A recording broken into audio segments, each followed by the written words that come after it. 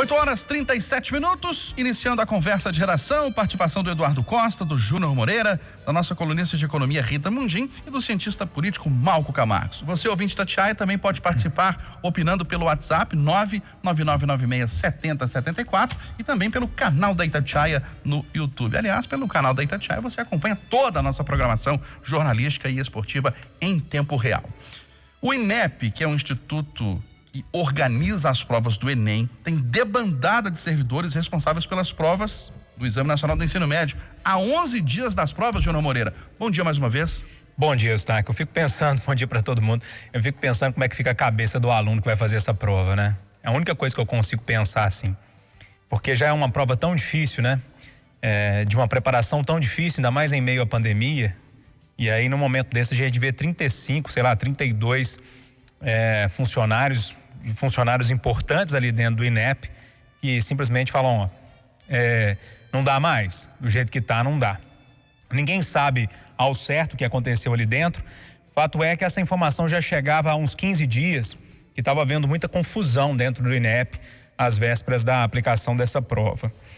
Os servidores que pediram para sair, Eustáquio, eu tendo a acreditar que algum problema aconteceu ali, porque apesar deles pedirem a exoneração dos cargos, eles disseram, a gente continua até a aplicação da prova, ou seja, eles não querem prejudicar os alunos. É preciso entender o que está acontecendo ali. Depois de 4 ministros da educação, a gente lembra do tal do Vélez, Van Traub, um que não mentiu no currículo, e agora esse também que não diz muito a que veio. 3 presidentes do INEP diferentes, né? Uma guerra ali dentro do INEP. Alguns falam que tem uma guerra cultural ali. Enfim, eu fico muito preocupado, Eustáquio, que enquanto a gente está nessa briguinha, nessa guerra cultural, o tempo vai passando e os nossos alunos vão ficando para trás quando você compara com outros países, né? É muito sério o que está acontecendo na educação do país já há algum tempo, e nesse governo pior ainda. E tomara que a prova aconteça da melhor forma possível e que, pelo menos os alunos não sofram dessa vez, né? O Eduardo, e os candidatos já vêm de um ano complicado, com aulas remotas, escolas fechadas. Ano passado, aquela indecisão se haveria ou não o Enem. E dessa vez, há poucos dias da prova, o INEP tem uma demandada de servidores. Bom dia. Bom dia para todo mundo. Olha, a burocracia estatal tem isso: ciúmes, invejas, demissões, denúncias. O recado meu é para o estudante: a prova está pronta antes dessa demissão coletiva. E o governo diz que ela vai ser realizada. Então, continue concentrado no que interessa e passe. E para você, Malco Camargo, por que chegamos a essa situação, hein? Há poucos dias do exame. Bom dia. Bom dia, colegas, bom dia, ouvintes. É um ministro sem nenhuma conexão com a área que ocupa o cargo, junto com o cargo de pastor presbiteriano. Essa é a sua principal marca, ser pastor. Quando não se tem ligação com a área, não se tem grupo, não se tem funcionários qualificados, não se tem um corpo técnico para indicar nos cargos comissionados que possam executar as tarefas com a competência técnica necessária. E numa área muito importante, né? O Enem é um marco que universalizou o acesso e garante uma competição justa e igual para todos. A falta de transparência ou de competência das pessoas-chave do Ministério para cuidar do Enem é uma tragédia para a educação brasileira. Jair Bolsonaro não valoriza a ciência e muito menos a educação. A debandada do INEP é retrato desse desprezo do presidente pela área. E para você, Rita Mundim, por que chegamos a esse ponto? Bom dia, mais uma vez. Bom dia, Eustáquio, bom dia a todos. O problema da educação no Brasil vem de décadas, né? Haja visto aí final de 2018, num levantamento do próprio do PISA, né? Os alunos brasileiros, em termos de português, né, da língua pátria, eles levariam cerca de 250 anos, se não me engano, para serem capazes de entender um texto, na sua maioria. E a função do Estado, né, é arrecadar impostos e contribuições para produzir saúde, educação e segurança de qualidade. A pandemia, ela atacou exatamente a saúde e a educação. Ela atacou de uma forma trágica, né, no mundo inteiro.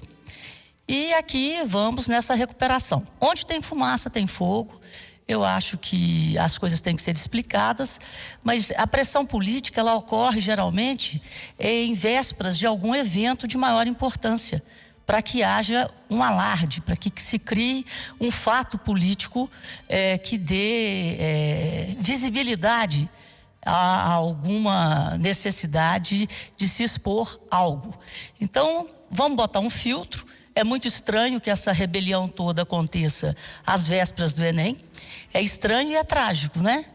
E são funcionários públicos. Eu também tenho a mesma dúvida do Júnior. Eu li que eles são comissionados, porque são cargos de chefia. Mas eles estão entregando o cargo, mas não estão saindo do Ministério da Educação. Então, tem uma diferença aí, né? Estão se mantendo lá como funcionários públicos e criando esse fato às vésperas do Enem. E como o Eduardo, né?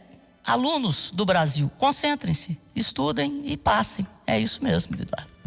Mauro Camargos, o presidente Jair Bolsonaro está praticamente filiado ao PL, partido de Valdemar da Costa Neto, que foi preso, condenado no esquema do mensalão. E a bandeira anticorrupção, como é que fica, hein? O presidente também recuou na questão do voto impresso e agora diz que vai confiar na urna eletrônica. São muitas idas e vindas, né? Eu acho que a questão do partido é uma situação difícil para o presidente. Não se pode condenar alguém por estar em um partido, porque, na verdade, quase todos vão ter alguma história de corrupção ou de condenação, dado que a política é feita por muitos homens, por muitas mulheres, e parte deles tem processo. Isso está em todos os partidos. Então, nós não podemos recriminar um partido específico. Agora, você bem disse, Eustáquio, o PL é do Valdemar da Costa Neto, assim como o PSL era do Luciano Bivar. E essa história nós já conhecemos. Quando alguém entra no partido que tem dono, que tem propriedade, ele não tem poder de mando. Quem vai mandar é o dono do partido. Vai mandar em quê? No dinheiro, no recurso. O que o Valdemar da Costa Neto quer? Quer que o presidente Bolsonaro esteja no seu partido para aumentar o número de deputados federais do PL, assim como fez o Luciano Bivar. Ele está de olho no fundo partidário. E o que o Bolsonaro quer?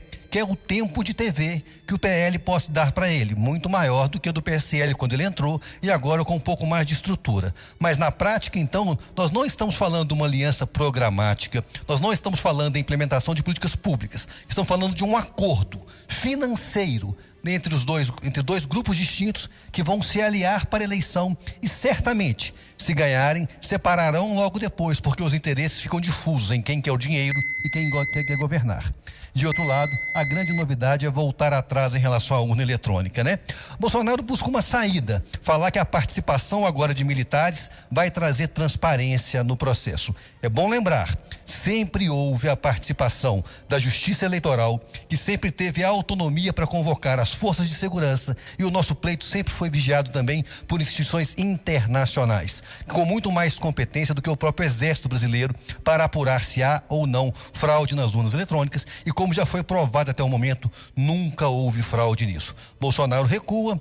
É um alívio, porque dá para acreditar um pouco mais que o pleito vai se correr com certa normalidade. Ele sinaliza que talvez não brigue contra os números caso colha a derrota, e isso temos que reconhecer que é bom para o processo democrático, porque eleição não se discute, eleição se ganha no voto, e o voto no Brasil é sério e sempre foi bem executado e bem contabilizado pelo Tribunal Superior Eleitoral. Ô Eduardo Costa, e para você, o que significa a ida de Bolsonaro para o PL, de Valdemar Costa Neto, e esse recuo dele, essa mudança de postura em relação ao voto impresso e agora defendendo a urna eletrônica? Sinceramente, senhor Star? Sinceramente? Nada. Nada? Eu falo isso com tristeza. Partido político do Brasil não representa ninguém, não aglutina ninguém, não cumpre seus projetos, seus partidos, seus programas, seus estatutos.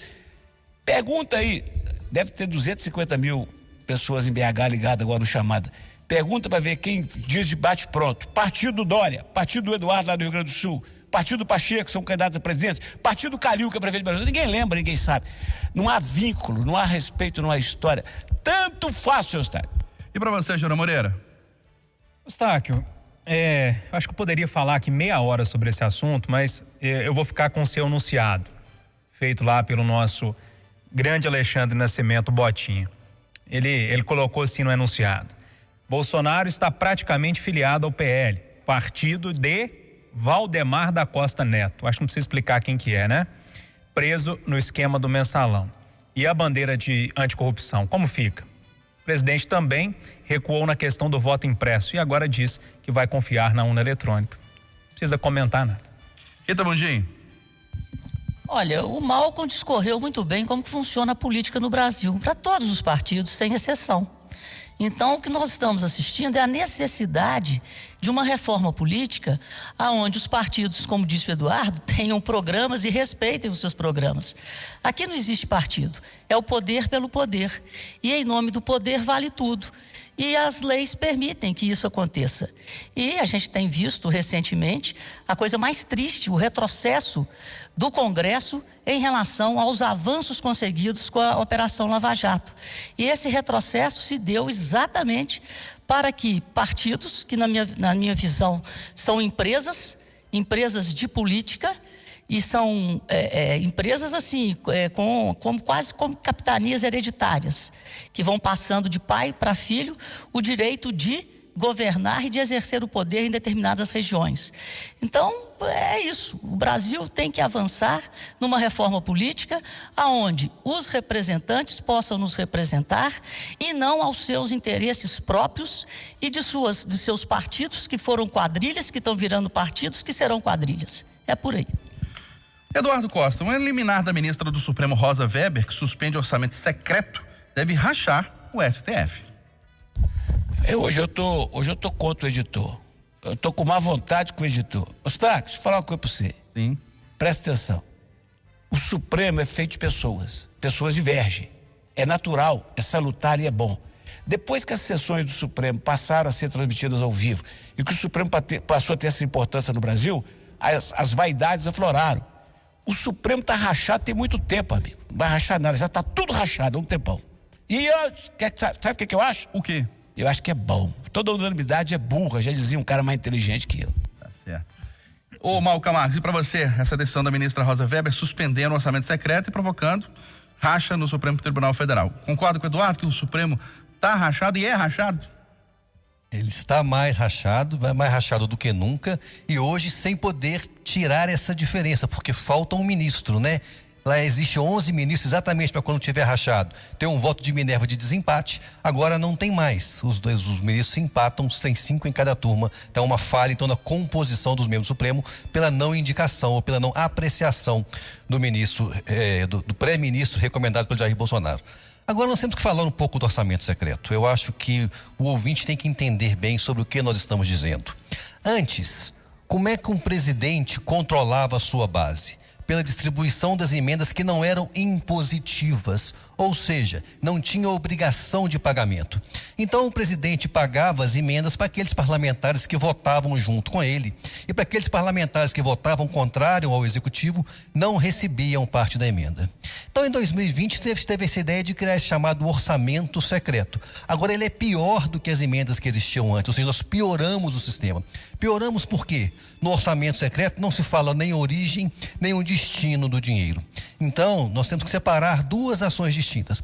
Uma coisa é a interferência do judiciário no legislativo. É função do legislativo orientar para onde vai os gastos. Agora, esse gasto não pode ir sem o critério da transparência, sem que o cidadão saiba quem é o autor daquela emenda e como aquele dinheiro está sendo gastado. Então é esse o pedido da Rosa Weber, é na busca de mais transparência, e isso sim é necessário na administração pública. Não se pode gastar 16 bilhões de reais, que é o previsto para este ano, sem que tenha um controle sobre a origem e o destino deste recurso, tal como acontece hoje no orçamento, dado a existência do chamada emenda do relator, e é sobre ela que versa essa ação da Rosa Weber, e pode ser uma ação do próprio Supremo Tribunal Federal. E aí, Rita Mundim, o que vem por aí depois dessa decisão da Rosa Weber? Deixa eu dar só uma informação aqui para vocês. A suspensão do orçamento secreto já tem 4 votos a favor no plenário virtual. Acabou de sair aqui. Então, eu acho que é em nome dessa transparência, né? Porque tudo tem que ter transparência. A sustentabilidade de qualquer coisa passa pela transparência. Demora, né? Um país como o Brasil, que nunca teve transparência na gestão pública, né? Com raras exceções, demora, mas vai se acabando, apesar de todas as potencialidades. Então, eu acredito que a transparência ela tem que ser perseguida. Mas nesse caso, eu quero só chamar a atenção do mal que nós estamos sofrendo, a sociedade brasileira. Os poderes estão no auge das vaidades, como disse o Eduardo. Tanto o judiciário quanto o legislativo e o executivo, um vai querendo se sobrepor ao outro e nada é resolvido. Então tudo se politiza e depois se judicializa. E haja paciência, o país tem que andar. E aí, Jornal Moreira?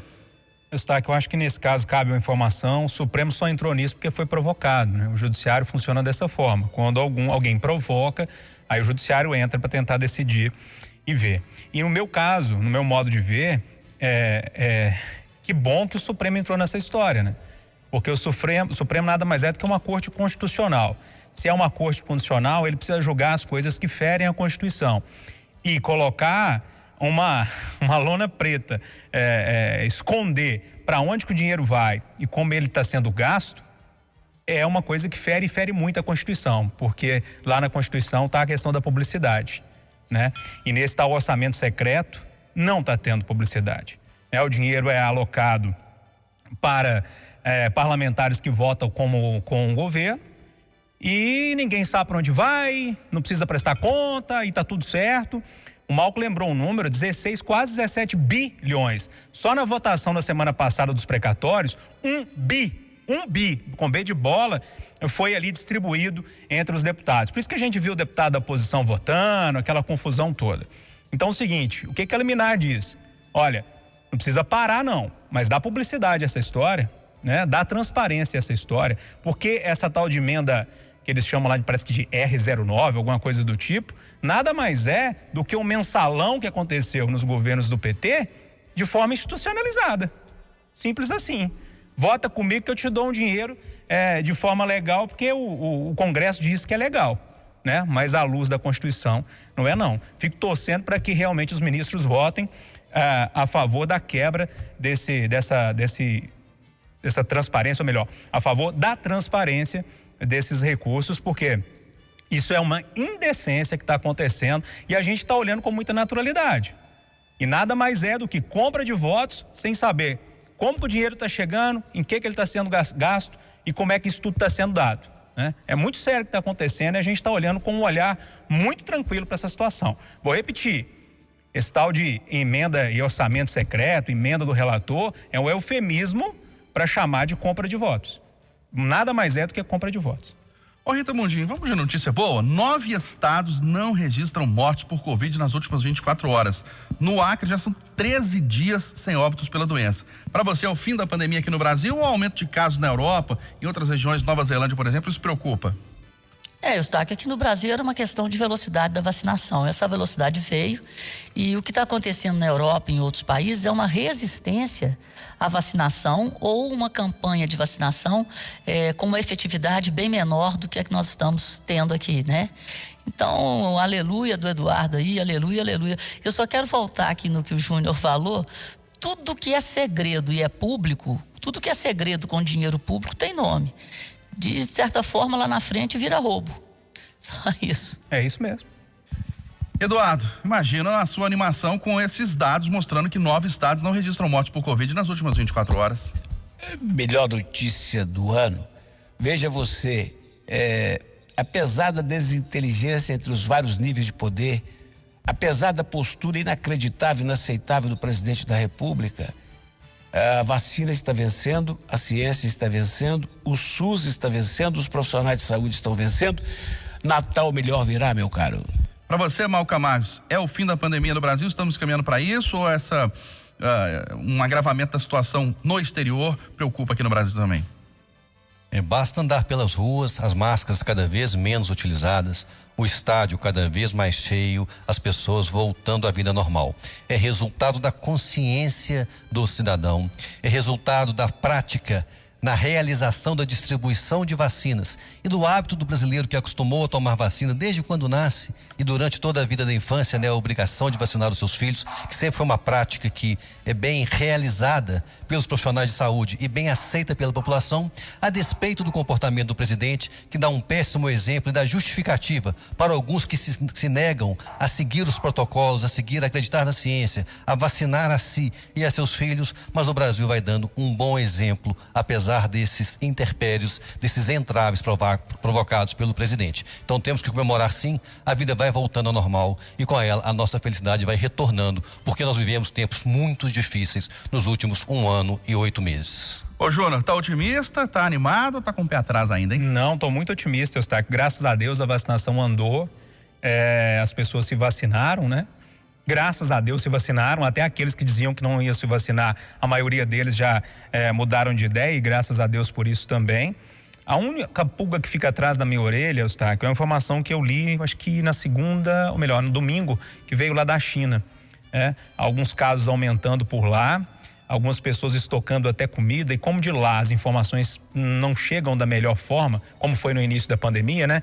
As coisas não tem publicidade, me preocupa um pouquinho para saber o que está acontecendo ali, né? Isso me deixou meio cismado, assim. Mas em relação à pandemia do novo coronavírus, o SARS-CoV-2 que a gente conhece agora, não tenho dúvida que a gente está passando por ele, graças a Deus, e daqui a pouquinho a vida vai estar toda ao normal. Vambora? Bora. 8h58 em Belo Horizonte, final do Jornal da Itatiaia, primeira edição desta terça-feira.